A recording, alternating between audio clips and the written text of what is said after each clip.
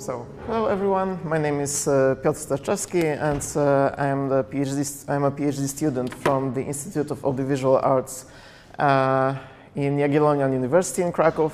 And my research is focused on ideological aspects of video games and board games alike. But this presentation will be about Polish board games. And my research derives from an observation that there is a significant rise of popularity of historical or maybe history-themed board games in Poland in the last years. There were around 20 titles published during the last 5 years. So it can be said that history-themed board games form currently the most prominent thematic group among the newly released titles made in Poland. And they tackle various topics, but they are mostly military related. So usually, even if they are not a classical war games, they are connected with wars or insurrections, mostly failed insurrections, because most of the insurrections in Poland were failed, and fighting communism. And some of them has a topic of some everyday life, but that's more rare. And usually they get some kind of institutional support. So they are designed and published with an educational or promotional intention, and they quite often get support from public institutions. And obviously, it can be said that they are seen and used as a tool of expressing the national identity. And this rise of popularity can be partially attributed to the success of the two historical board games that were released around 2009 or 2010. And they both got institutional support. The first one, Mali Powstańcy, or Little Insurgents, tells the story of scout troops during the Warsaw Uprising, and it was backed by the Museum of the Warsaw Uprising. And the second one, Kolejka, The Queue, was designed and funded and published by the Institute for National Remembrance, which is also an institution aimed at preserving the remembrance about Polish victims of World War II and communism, and cultivating the patriotic memory and popularizing recent history among the youth. That was a quote from the mission of the institute. I won't elaborate on Kolejka because Katarzyna Florencka tomorrow has a presentation focused only on this game, so I recommend you to attend it. And there are two basic theoretical inspirations for my research. The first is the concept of politics of memory, which can be described as practices of selecting certain events from the past by the specific community in order to influence its own collective memory and negotiate a common set of values. And what is important is that the politics of memory is rooted in the past, but connected to practices based on and like informed by the present. So usually politics of memory has some kind of intent. It doesn't have to be clearly stated, but it's usually there, and it's somehow motivated by the present. And I use a broad understanding of the terms politics and politics of memory, and it could be similar to a broader term of cultural memory, but I think this word politics is especially justified here because of the institutional support and the connection of my research materials of these games with specific political discourses. And the second inspiration is procedural rhetorics, which you as game scholars are already probably familiar with, as a concept of Ian Bogost.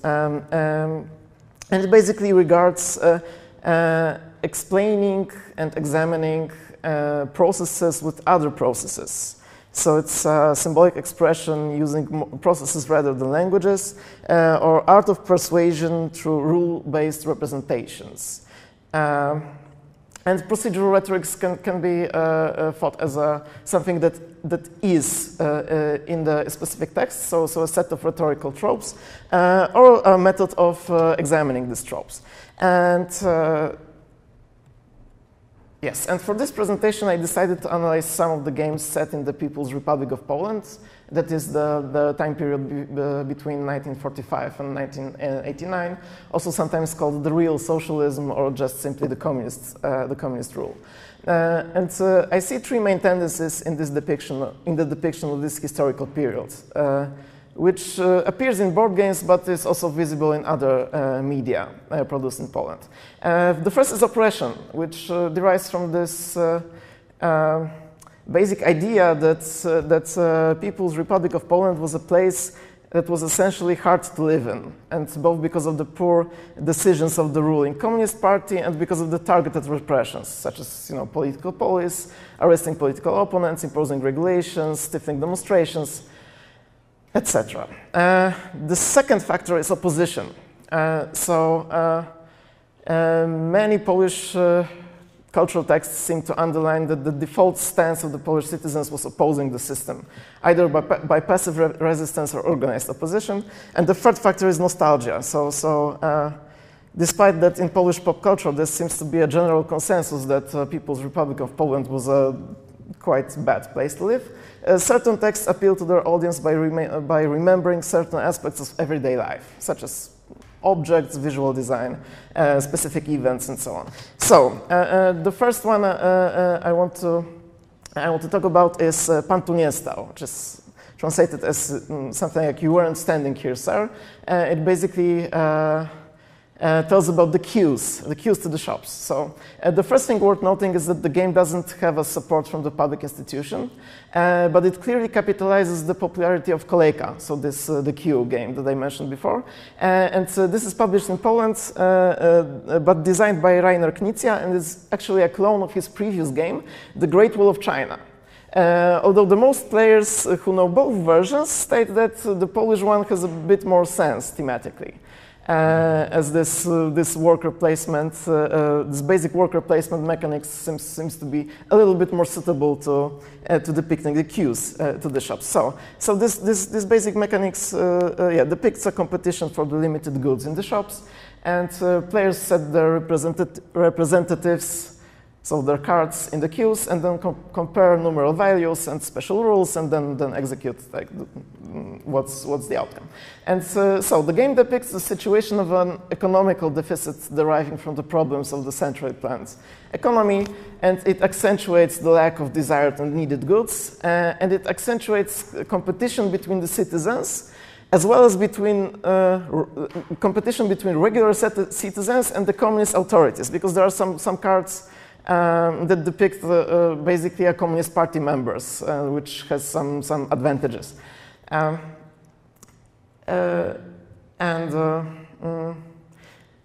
So oppression in this game comes from the three directions: from the economical environment itself, from the individual representatives of the Communist Party, and from the forced competition between the citizens. But in this grim environment, there you can see this is party members. Among others. But in this grim environment, the items that serve as rewards are designed to induce nostalgia. So even if they are everyday objects, their visual design is kind of important. Here you can, for example, see this like electronical watch with melodies. It's a very specific thing, I think. Pan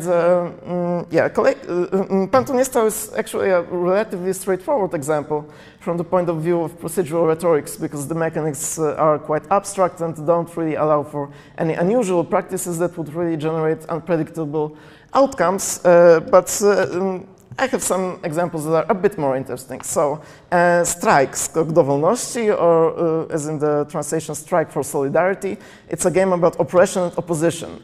And it depicts it is a standalone commercial product, but supported by the National Center for Culture and connected to the promotional campaign of the film Wałęsa. And it is set during the most famous strike in the People's Republic of Poland, the strike in the Gdańsk shipyard in August 1980, and which involved a very ambitious set of 21 demands, like regarding not only the situation of the workers in the factory, but actually the whole Poland itself. And here a quote from the instructions. Everybody in turn controls the actions of Lech Wałęsa, gaining support for the strike in the shipyard. So it's a cooperative game. Everyone is Wałęsa. And putting the mechanical details aside, in the beginning the player needs to gather support of the shipyard workers and the residents of Gdańsk, which are represented by cards. And then their support allows in turn to gather attention of the higher level collaborators, such as foreign correspondents, delegates from other factories, and experts. And experts are individually named and very real figures known from the public discourse in Poland. And the goal is to successfully negotiate these demands that I mentioned. And there are several things worth noting about the procedural rhetorics of the game. Basically, it's a heroic story centered on one person, so on Lech Wałęsa. And while collaborators are important resources in a way in these mechanics, and some named figures appear in the game on cards, other important participants of the strike appear only as drawings on the board. So one can say they're in the same time remembered in a way, but also reduced to decorations and put in the shadow of the main leader, who, as we know, would later become a Nobel Peace Prize winner and the president of Poland.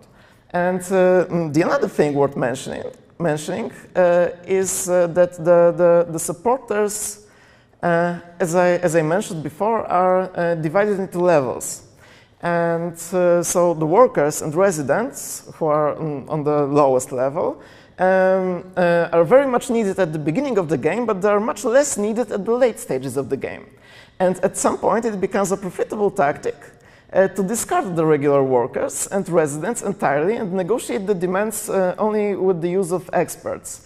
So, despite the declarations, the game ironically suggests that the workers in the workers' strike are ultimately abandoned, and they are not necessary in the big picture of things, and they have no influence on the outcome, which is actually let's say, in line with some of the let's say, skeptical interpretations of the social outcomes of the systemic transformation in Poland. But this was clearly not the intention of the makers of the game. And quickly about the last game, I need to explain the title a bit. The game is called Ta Ziemia, or This Land, and this is a clear reference to the famous quote from a homily of John Paul II. May your spirit come and renew the face of the land, this land. And it was used during the first pilgrimage to Poland in 1979. And this is a paraphrase of Psalm 104. And this emphatic addition, this land, was immediately interpreted in Poland as a political statement. So it was read as not only a spiritual renewal, but a call to a political, systemic renewal, so defeating the communism. Well, defeating the communism, basically.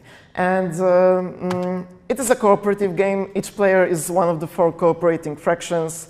The opposition, the university, the church, and the Vatican. The church and the Vatican are separated, which is a bit funny, but it works like this. And the goal is to successfully organize the pilgrimage despite the reluctant state authorities. Obstacles are represented by agent tokens and regime cards with negative effects.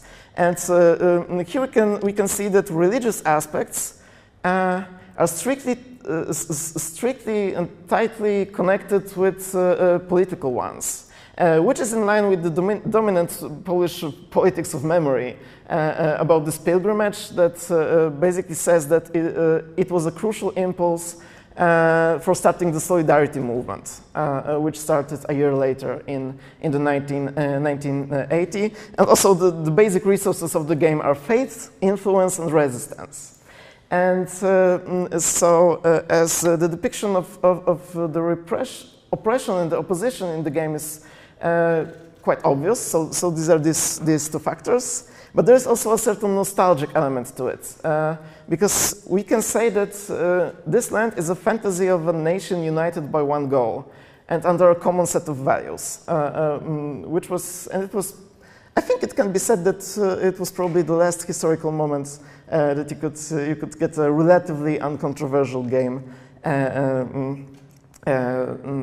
like from such a perspective. So just to summarize shortly, maybe these findings aren't, I don't know, like absolutely revelatory or something, but I think they pose a